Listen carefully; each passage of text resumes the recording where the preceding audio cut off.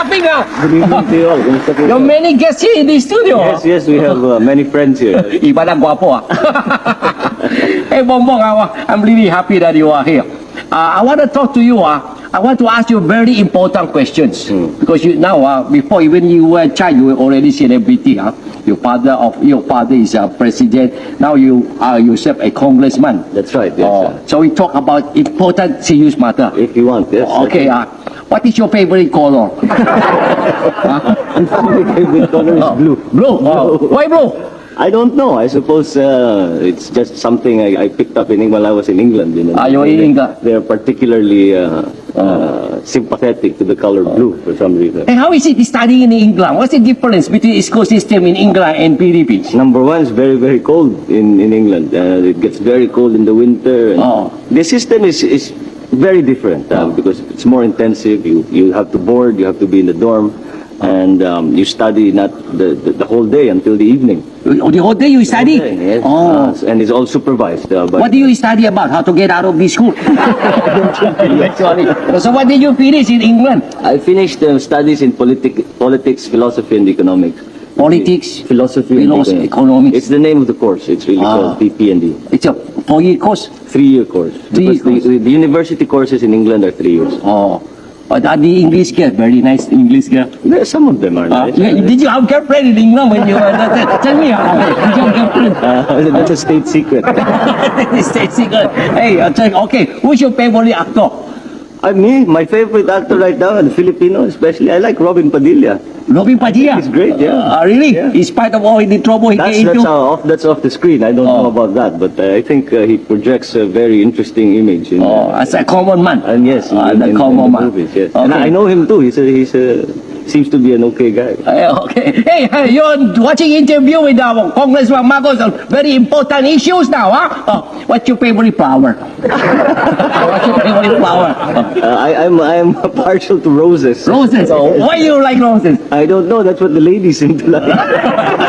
So you give the roses. Yes. Okay, who is your favorite?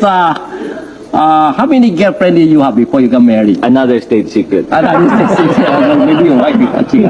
Maybe she's watching now. Incidentally, you married already, no? I'm married. I've been married for just over a year. I see. And we've had a baby boy last March. And we've named him Ferdinand Alexander. Why Alexander? Alexander the Great? Because of Alexander the Great. He was a great hero of my father's and eventually of mine. So I thought it would be ideal to name him after Alexander. Ferdinand Alexander. Alexander, yes. Okay, that's nice, huh? Yeah. Okay, let's talk trivia matter now. This too much of the serious matter. Let's talk trivia matter. What are you doing for your province, Ilocos, as congressman? I don't think that's so trivial. That's probably the most important thing. Really? That's important? Okay, let's talk about important. What are you doing for Ilocos? Well, what we are trying to do is Ilocos is still based in agricultural development. That's our economy. And we have to move it more towards light industry, like food processing and things like that. And secondly, I am looking very hard at alternatives to tobacco. Because the tobacco market in the world is very, very crowded, especially the Chinese have come in, the PFP, the People's Republic have come into the world market very strongly. And they raise tobacco also in China? China is the largest producer and consumer of tobacco. Then now they've entered the market, the price is very low, and I think the health consciousness is also going to be a effect on tobacco. This jive on cigarette smoking, diba? Maybe it will, I don't know if it will, but maybe it will affect our sales. So we have to find alternative livelihoods, alternative crops, alternative agricultural products so that we can prepare ourselves for what might be a declining world market. This tobacco industry in Ilocos, how much percent is this contributing to income of Ilocos? The tobacco industry is probably the single largest industry. So maybe 80% of income of Ilocos? I don't think quite. We also grow garlic. We also grow onions. So we have, and now we started growing tomatoes. So. But still, the large majority, more than half, comes from tobacco. From tobacco. You should grow onion more. Yes, we should try. But you see, the profitability of tobacco is really very much higher than It's higher? It's much higher than the other products. Probably I will like onion. Because yes, I think. They say even in the people who belong to the striking, in onion there is strength.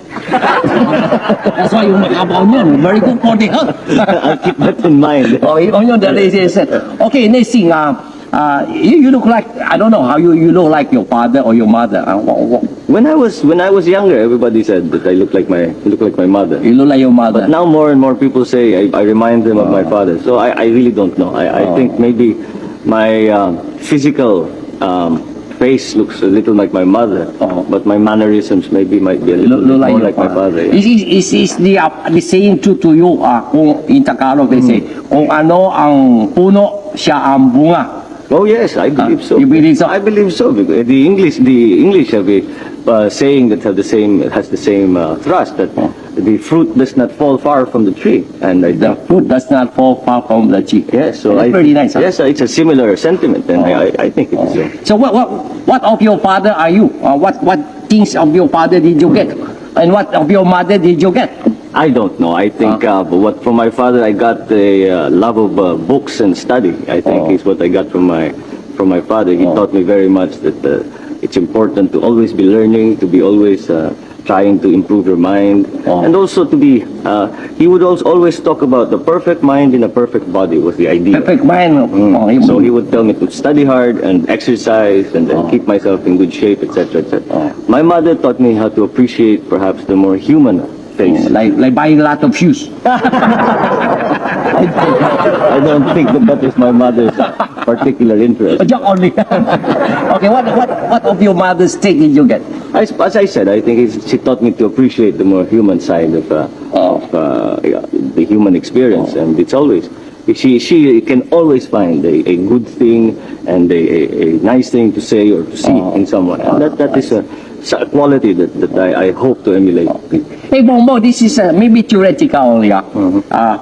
You're now congressman of Ilocos, no? Ilocos, because you are Marcos. Okay. And now, in this light of the EDSA revolution and all that thing, maybe you won only because you run in Ilocos.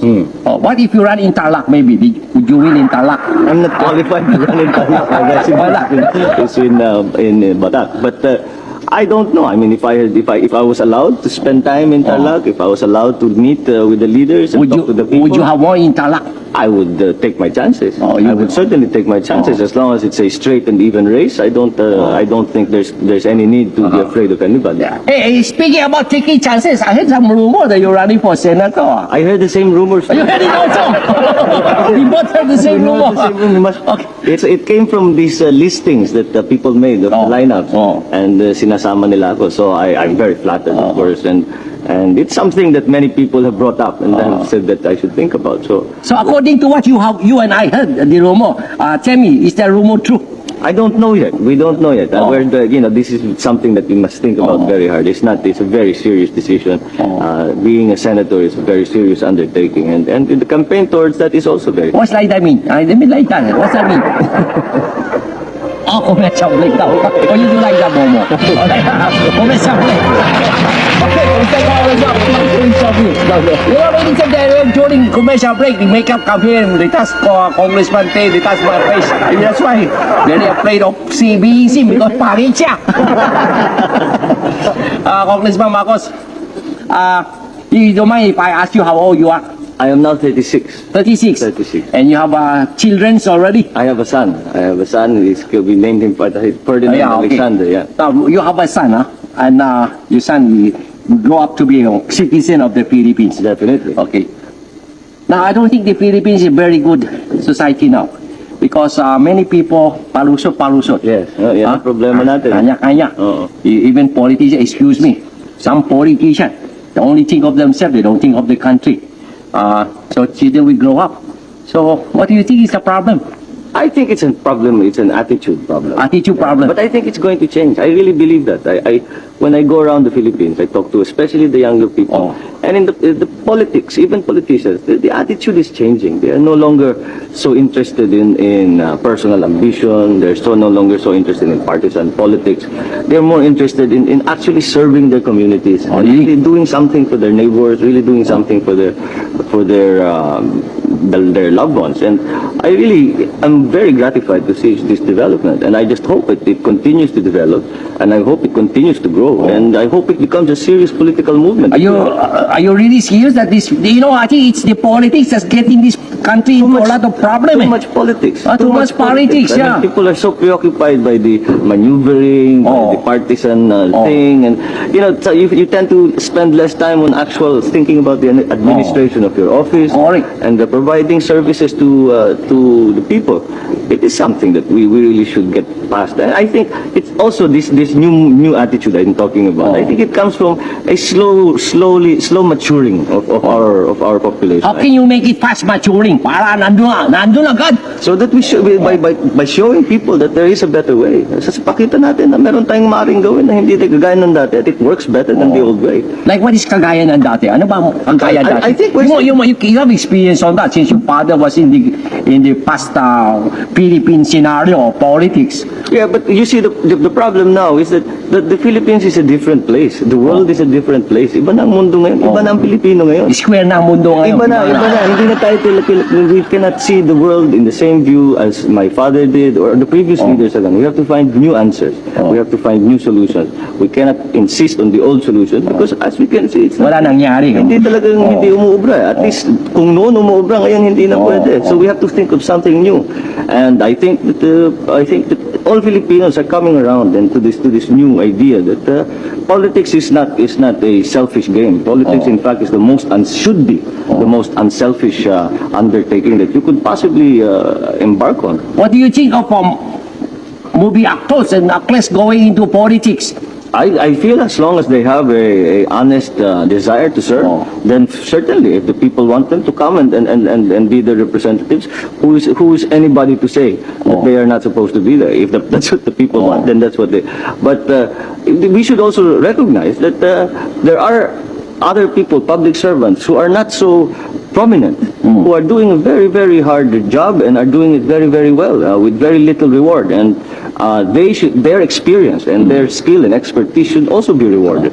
According to our writer, Noel Bamaceda and Toots Avellana, Philippine society is only PBA. That's the pastime of Filipino. PBA. Politika, basketball, artista. So now you interchange one another. Politicians want to be artista. Some of them are appearing in movie. Artista want to be politician. Same with basketball player. I think maybe the artista coming into politics is perhaps a little understandable because it's a human sentiment. But the politicians wanting to become actors, I would never. Hindi ako marunong umarte. Hindi ba pareho ng puhunan yan? Puhunan, artista, puhunan, politiko, tao, bayan. Yun at totoo yan. May maraming similarity yan. But pag sa dating na sa trabaho, halimbawa, pag nakatapat yung camera sa akin, hindi ko alam kung anong gagawin ko. And in like manner, siguro, pag kailangan matuto din sila na paano magpapatakbo ng pisina. Like the Lalas Manila Film Fest. Naku, di ba? Oo, malaking gulo yun. Malaking gulo. Kasi siguro yung artista training na to be politician. Nandadaya na sila. Ayos na. Counting wrong votes. Masama yatang training yan. Okay, hey, it's been very nice to talk to you, Bongbong. The thing I get from this interview is value should change. Value should definitely change. And in your eye, the Philippines is changing. I think the attitudes are beginning to change, beginning to evolve in the proper way. And I'm glad, it's good to see. And I hope that everyone out there involves themselves. Makialam kayong lahat. This is important. This is your government. This is your country. This is your life. Please involve yourselves. We need all the help we can get in government. Hey, just one last question. Yes, This speaker de Venecia, he speaks like your father, even the gesture. He has some mannerisms that are a little similar. Yeah, He's even more makos than Bongbong Makos. That's entirely possible. Ladies and gentlemen, a good interview with our guest, Ferdinand Bongbong Marcos Jr. from Ilocos Republic. Thank you very much.